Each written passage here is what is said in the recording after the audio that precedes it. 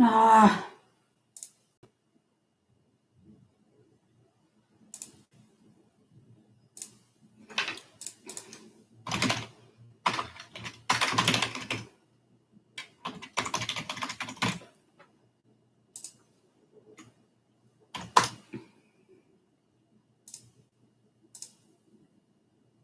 Good morning and welcome to our live Q&A session on supporting carers. I'm Sian Solcald. I am Carer Friendly Manager at the Carers Trust South East Wales. The purpose of today's session is to give you all an opportunity to support carers in whatever way you can within your communities. Our aim of today's session is just to give you an opportunity to ask any questions you might have about any carers you might know. If you're a carer yourself, you're very welcome to ask any questions at any time. Please do share the link for today's session with any people you know who might work in healthcare, social care, third sector, private sector, any kind of business really where they may interact with carers on a regular basis. It's great to see so many of you have joined us already. If you're joining us and we've already started, you can rewind at any time. If you have any questions, you can comment in the live chat box and either I will answer on the screen or one of my lovely team members who are ready and waiting to answer your questions will answer for me. So I think it's probably important to start today's session with a bit of an overview of who we mean by unpaid carers. I think there's often some confusion as to what classes somebody as an unpaid carer. So a carer is anyone who cares unpaid for a friend or family member who, due to illness, disability, a mental health problem, or an addiction, cannot cope without their support. So often in life, if we need support with a health issue or a mental health issue, any kind of health issue really, we often turn to our friends and family first for that support before we'll go to professionals for help, or in addition to going to professionals for help. So any friend or family member that is providing that support that somebody could not cope without is a carer. Often we find that unpaid carers don't go recognised as an unpaid carer for quite some time. They don't recognise themselves as an unpaid carer. And there's a lot of gaps within all sectors really, in terms of carers being recognised and supported in the way that they need to be and that they deserve to be. So who are carers? So there are a lot of myths about who carers are and what classes somebody as a carer. So there's no minimum time commitment for somebody to be classed as an unpaid carer. If somebody is providing support to somebody that they couldn't cope without, then they are a carer. So they don't have to live with the person that they care for. They don't have to provide personal care. We'll go through a list of different things that a carer might do to support somebody. And they might look after more than one person, which makes it even more complex. They might also work alongside their caring roles. They might be a working carer. Just because they have paid employment doesn't mean they aren't also an unpaid carer. And they might not be the only person providing care. So just because there's a domiciliary care package in place doesn't mean that friends and family aren't also providing additional support. We know that most dom care packages are a 15-minute call, maybe 4 times a day at most. Friends and family are often providing additional support in that, whether that's shopping, organising appointments, medication, social support, emotional support, anything really. There are all sorts of reasons why somebody might need a carer. So it could be a chronic physical condition, it could be a physical disability, a mental health problem, an addiction. And people become carers through a variety of different ways. I mean, sometimes it happens overnight due to an accident or a diagnosis, but often it happens over time, and it's a very gradual process of people becoming more and more reliant on other people to support them. We see that with progressive conditions such as dementia, Parkinson's, motor neuron disease, anything that's likely to get more difficult for somebody to cope with over time and more likely to need support. Often carers become carers without even realising it. And a big barrier to carers getting the support that they need is that they perhaps don't recognise themselves as a carer, and if they're not identifying as a carer, they're not seeking out support specifically for a carer. So if you have any questions, do feel free to put them in the chat box at any time. I will continue talking until somebody asks a question. So if you have anything you'd like to ask, then please do just ask. I'll go through a few more things about carers. So the sort of things that a carer might do, just to really put it into context for you. So a carer might help with things like medication and prescriptions, so collecting them, sorting out the storage of medication, sorting out the DOSIT boxes, for example, so that the person's taking the right medications at the right time. They might help to prompt somebody to take their medication if they're forgetful or reluctant. And they might need to help with organising the renewal of prescriptions or collecting prescriptions from the pharmacy. Emotional supports, they might help with motivating somebody, listening to somebody, offering them that listening ear. Often carers are available for the person that they care for 24/7, so their caring roles and responsibilities never end, which can have a real impact on somebody's life. They might help with things like transportation, so taking people to appointments, taking people to social activities, anything really. Helping people go to appointments, going with people to appointments, offering translation at appointments. Often young carers go to appointments with the person that they care for, maybe that's a parent or a sibling. We find often young carers in particular don't get recognised as young carers because people often just think they're with them for childcare reasons. So it might be if you're a healthcare professional and you see children accompanying parents to appointments, that it might be that young person is a young carer, and it's important that we recognise that and give them the respect that they need, and maybe offer them some support or signpost them to support that's available to them. They might help with personal care, so toileting, dressing, washing. They might help with household tasks such as cleaning, organising, tidying. Shopping, a lot of people rely on other people to do shopping for them and to organise shopping for them. Mobilising around the house, so getting around the house, or mobilising out in the community. Social activities, so social activities are really important to our well-being. It's important that we can access social activities, and the carer may be helping somebody to do that. And help with money management, bills, anything really to help somebody maintain a quality of life and to stay on top of things that are really important. So what additional support is available to unpaid carers during COVID-19? So that's a really good question, Asif. Thank you for asking that. So in terms of additional support, I'm afraid that we couldn't really answer that. Unfortunately, a lot of the legal kind of duties and obligations of local authorities have been kind of null and void by changes in legislation as a result of COVID-19. But support is still available to carers across the UK through our Carers Trust network. So if you live in South East Wales, that's us, that's the Carers Trust South East Wales. If you live outside of our region, that would be the Carers Trust national network. So Carers Trust South East Wales, we're ctsew.org.uk. One of my colleagues will type that in the chat box for you now.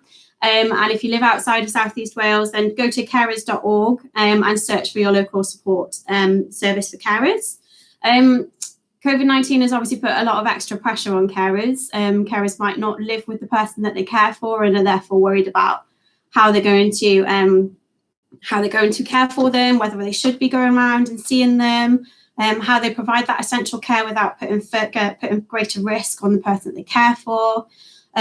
How do they stay in contact with people if they're in hospital or a residential setting? How can they ensure that the person they care for is getting a good quality of care? There's all sorts of concerns that carers have at this point. And the support that's available to them comes to organisations like us who are providing telephone and email support. Obviously, we're all quite restricted in what we can do. And so it's really tough to offer as much support as we would like to. But what we're trying to do is raise awareness of who carers are, so that carers can access that support. So if you know anybody who's caring for somebody, then the biggest thing you can do is help them to identify themselves as a carer. We know that the local authorities are still doing as much as they can to fulfil their duty to support carers at the moment. But as I'm sure you can imagine, there's so much pressure on social care and healthcare settings at the moment that they're having to prioritise essential services. A lot of services have offered to provide round-the-clock support to carers. So our service in Bridgend is providing a 24-hour support line for carers, and we've had several calls for that throughout the night, with carers asking for some support. I see, Nairi, you've asked, what are we doing to support carers at this time of uncertainty, and how can we get in touch? So obviously we've got our website. We are carerfriendly.co.uk. You can send us an inquiry through that. You can ask any questions on this today. You can also call us at any time. We're on 01495 76 999 6. or you can just Google your local carer support, and I'm sure it'll come up, and you can call us. We're all available. I know a lot of third sector organisations like us are doing what we can to support people via the phone, so please do give us a call, and we'll let you know what we can do to support you at this time. Domiciliary care packages are still going on as much as possible. Obviously, there are a lot of pressures in terms of staff sickness, people self-isolating, and so on, but we're doing what we can to support people. So what's your advice to combat loneliness during the crisis time for those who we can't really see other than to drop off and for food, etc.? Yeah, that's a really good question. I think especially for anybody who's not online, it can be quite difficult to think about how you can support them. So obviously making sure you're doing what you can, so dropping off that food and talking to them from that 2-meter distance. Being creative, I suppose, and maybe other people have got suggestions as to what you can do to combat loneliness at this time. I think, to some degree, we're all feeling a bit lonely. We're used to having bigger social networks and more social opportunities, but I think particularly for people that are self-isolating and perhaps live on their own or live only with one other person, or carers who live with the person that they care for, there's no opportunity for respite. I think the biggest thing we can do is encourage people to talk on the phone, talk through a window if you have to. I took my little boy up to see my nan yesterday in his Easter bonnet, and we knocked on the window and she was delighted to see him, but it wasn't the same as being able to go in and give her a hug or have a conversation with her. And I think, unfortunately, there aren't any kind of hard and fast answers on this. But where people are online, then obviously encourage them to explore any online support for them. Encourage them to call us. If you know any carers or young carers, then just give them a call or give them a message. Let them know that you are thinking about them. And anything really. If you see any ideas on social media, or if you see anything through this live chat box that we've got going on here, then just share those ideas and let people know that you are thinking about them. I think it's really important that carers don't feel forgotten about at the moment. I think particularly the legislation changes have made carers feel like they're being taken for granted, and carers often felt like that anyway. But we all understand that needs must at the moment. But if there's anything that you're particularly worried about in your own situation as a carer, then please do let us know. We've got options. So someone here listed. So contacting family and friends with FaceTime, Zoom, WhatsApp videos, etc. I know a lot of people, especially older people, aren't online. I know one of my colleagues was setting up an Alexa for her grandfather's home a few days ago, which is a great idea because it's not having to operate a screen, or especially if someone's visually impaired, you can talk. Alexa will answer, they'll make those phone calls for you, they'll play your music. And then it's kind of, I suppose, the difficulty of how do you educate someone on how to use an Alexa if you can't actually be there in person. Just being creative, finding ways around it, staying in touch as much as you can. I had one carer last week talk about writing letters to the person that they care for because they can't see them and they're not on email. And I thought that was really lovely, and they were sending things along like a little care package, I suppose. Something to also be mindful of. I know a lot of carers, we've had questions about how do you combat the problem of needing to get shopping to somebody when there's no shopping delivery available. At Carer Friendly, we've been doing a lot of work in trying to get supermarkets to prioritise carers. A lot of them have come back and actually said that they already are. So if you're a carer and you're caring for somebody who's particularly vulnerable, you can get food delivered to that vulnerable person. They are prioritising vulnerable people. So Waitrose, Sainsbury's, a few of the other supermarkets, Iceland, they're only doing deliveries to vulnerable people. So it's really important that people know that. If you're not a vulnerable person, then please do try your best to get to the supermarket rather than taking up those valuable slots. But also they are prioritising carers. So as much as they're prioritising NHS staff and they're prioritising social care staff, they're also saying to us that they will prioritise unpaid carers. All they need is that carer to tell them that they are an unpaid carer. We've had some carers find that they've been turned away because they don't have ID. So if you're an unpaid carer, you're not going to have ID. You might have an emergency support, emergency contact card, or a carer's emergency card, which a lot of the local authorities operate. If you don't already have one, then I would strongly encourage you to do that. It talks about contingency planning. It means that if anything ever happened to you, if you're involved in an accident or you're suddenly taken ill, it would alert the people that are looking after you to the fact that you are a carer and somebody relies on you for support. But it's also a way of proving that you are a carer.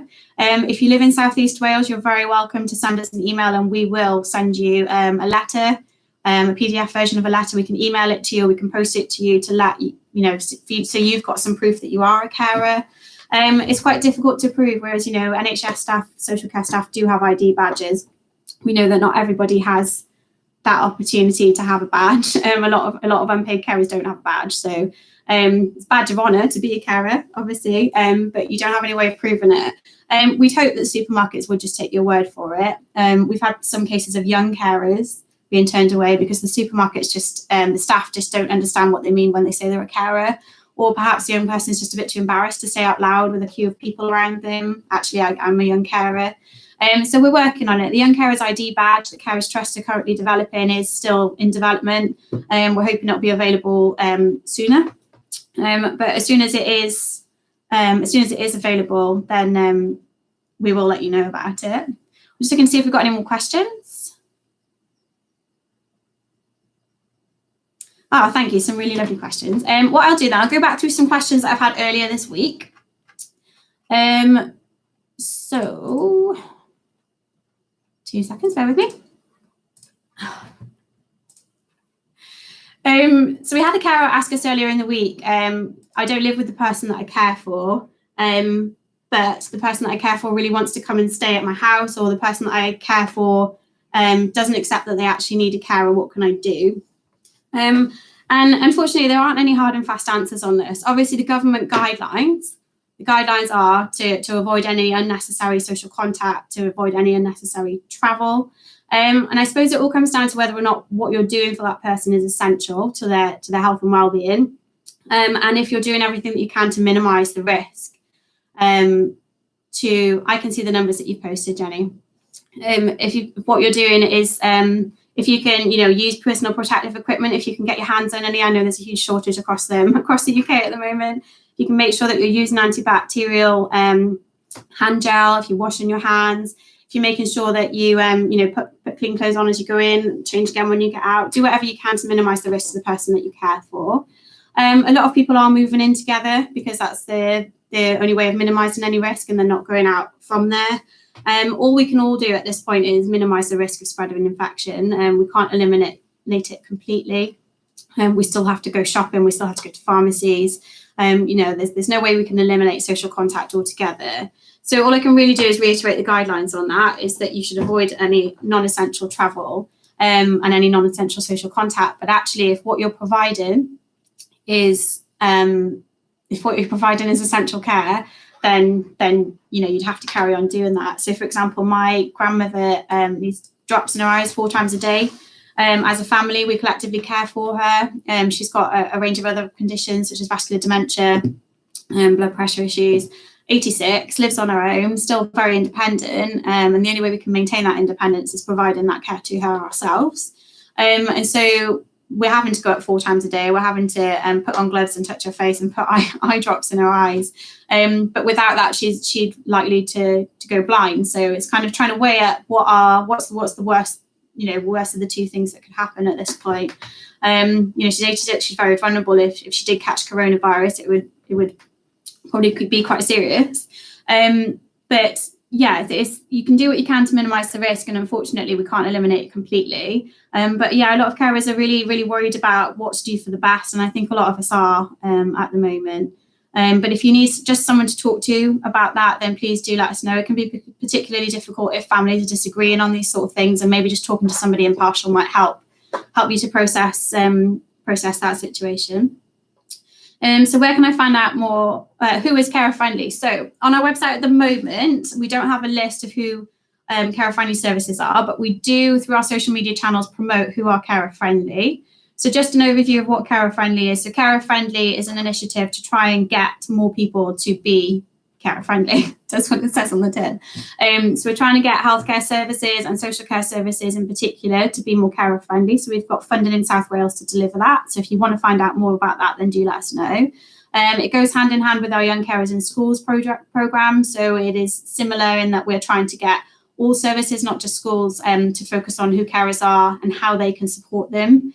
And when services become carer friendly, we're promoting that, and we will have a page available on our website soon, which will let you know who is carer friendly, so you know who you can go to for support, where you're likely to get support as a carer. And we'd strongly encourage anybody who's not already taken part in the Carer Friendly accreditation to get in touch. We can let you know some more information about it. We try to make it as accessible as possible to all services. If you live in Gwent, Cardiff and the Vale, Bridgend, and you haven't already heard of it, then we will make sure that you hear about it soon. And we've got a team of staff that will help support you through that process as well. So I'm going to give you some numbers now. Apparently they're not coming up in the chats box. So our mainline number is 01495 76 996. That's 01495 76 996. There are other numbers. So we've got a number for Bridgend, Cardiff and Gwent. I won't read them out, but they are available on our website, which is www.ctsew.org.uk. So that's CTSEW stands for Carers Trust South East Wales.org.uk. If anyone's got any more questions, then do let us know. If you want a number in particular, I can give you the numbers for Cardiff and Vale, Bridgend, Gwent. If you ring our mainline number, then somebody will put you through. Other questions we've had then. So teachers in particular have been asking about how they can support young carers when schools aren't happening. So a lot of young carers are known to their schools because of the Young Carers in Schools programme, which is brilliant. And we've got a lot of really passionate and proactive school staff who are asking, what can we do to support those young carers whilst they're at home? Young carers in particular, if they're caring for somebody within their household, might find it really difficult because they can't go out and have their usual coping mechanisms. Often school is a break or an opportunity for support. So without school, how can we support them? So it's really important to know that every local authority has a young carer service. So if there's somebody under the age of 18 who is caring for a family member or a sibling, or if somebody within their household has a disability, an addiction, a mental health problem, then they are a young carer. And there are young carer services available through every local authority. So again, it might be worth just a quick Google or looking on our website to see what's available within your area. The biggest thing we can encourage school staff to do is to refer people to the local carer support service. If you find out who your young carer support service is run by, and just give them a call and let them know kind of any concerns that you might have. You can talk through anonymously. You don't have to name the people if you don't have permission. If they are in touch with the Young Carer Service already, then just let the Young Carer Service know if you've got any particular concerns so that they can provide that support to the young carer as a young carer. We'd really encourage you to just pick up the phone and talk to young carers if you can. Not everybody's confident at emailing. Not everybody is confident at saying, actually, I need some help. But if you offer that help, then they're more likely to take it up. Many young carers are still allowed to attend school along with key workers' children. So it might be that they're still coming to school, and how can you support them then? And it's just, giving them the opportunity to have a break from their caring role is really important. Giving them the opportunity to talk one-to-one if you can, and just really making sure that they're okay, that they're safe, that they, a lot of young carers are very anxious at the moment. They're worried about what will happen if the person that they care for gets coronavirus, or what will happen to the person that they care for if they become ill. And it's a really difficult time for carers of all ages, but particularly young carers who, have never probably imagined themselves being in this sort of situation. Another question we had was from was a small business, a corner shop actually, asking what they could do to support carers. So we've had some queries from supermarkets. We've been encouraging supermarkets and shops to support carers more. So what we've done is created a poster. I'll show you the lovely poster that we've created, which is available to all services. If anybody would like a copy of this poster, then do get in touch. It's hello@carerfriendly.co.uk, and we will send this out to anybody that wants it. The idea of the poster is to just raise awareness of who carers are and who is supporting carers at this time. I think it might be displaying backwards to you, so I'll just read it out to you. So it says, we're supporting carers during the coronavirus crisis. And if you need any help, this is the number of your local support service at the bottom. So if anybody would like that, then do get in touch. We can send that out to you. We can send it out for you to post on social media, or we can send you a hard copy or email you a copy that you can print out for yourself. Just reading through, see if there are any more questions. No more questions. Fabulous. Okay, if you've got any more questions, do please ask them now. If there aren't any more questions, then we'll probably stop the broadcast very soon. But really, thank you so much for listening. If you subscribe to our YouTube channel, then you will get notified of any further live things that we do. We're also going to be on Facebook from 11 o'clock. So if you've got any more questions that you haven't had answered here, then you're very welcome. Thank you, Linda. Thanks for tuning in. Linda works for one of our partnership organisations in Cardiff. It's great to see so many of you here. We didn't imagine that quite so many people would be watching, and it's really good to reach so many people. If you're not watching live, unfortunately, the live chat does shut down after the streaming ends. The video itself will be on our YouTube channel. You can watch it at any time. But if you want to ask a question and you haven't been able to today, then just email us. We are hello@carerfriendly.co.uk. That's hello@carerfriendly.co.uk. We'd post that in the comment section, but apparently it doesn't work. You can also follow us on Facebook and Twitter. We're @carerfriendly. And if you've got any questions at any time, then just let us know. We're more than happy to speak to a carer, a professional, anybody really, as long as it's for the benefit of carers. We're more than happy to do it. Dementia advisor.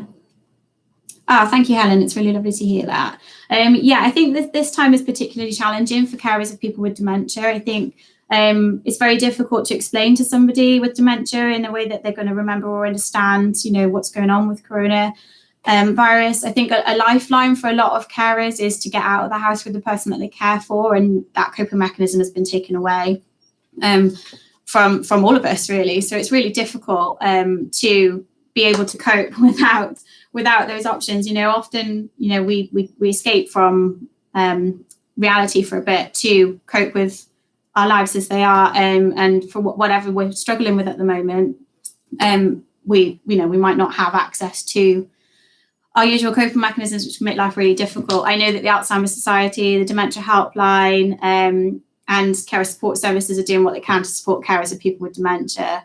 It's a particularly challenging time for all carers, really, especially if you live with the person that you care for, and actually if you don't live with the person that you care for, because each of those scenarios presents with different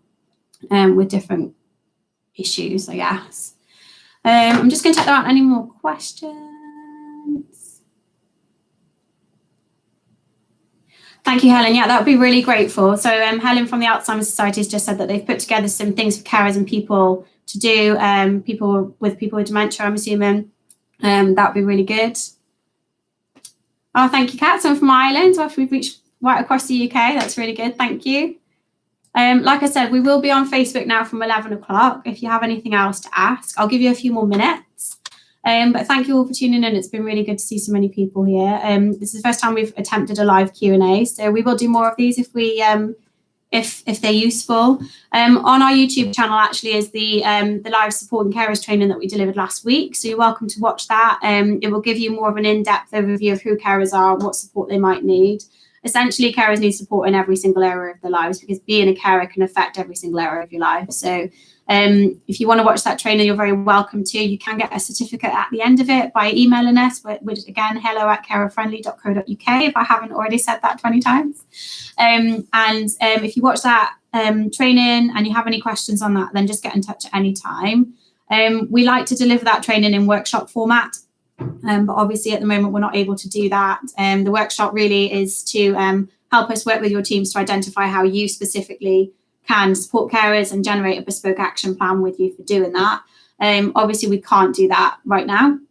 But if you do have any questions, if you would like us to come and do this live in person to your team when we're all able to do that again, then we're more than happy to do that, and to support carers in whatever way we can. Just going to check no more questions. Great, well, thank you very much. I'm going to end this there. If you've got any questions, again, it's hello@carerfriendly.co.uk, or you can call us on 01495 76 99996. Thank you, bye.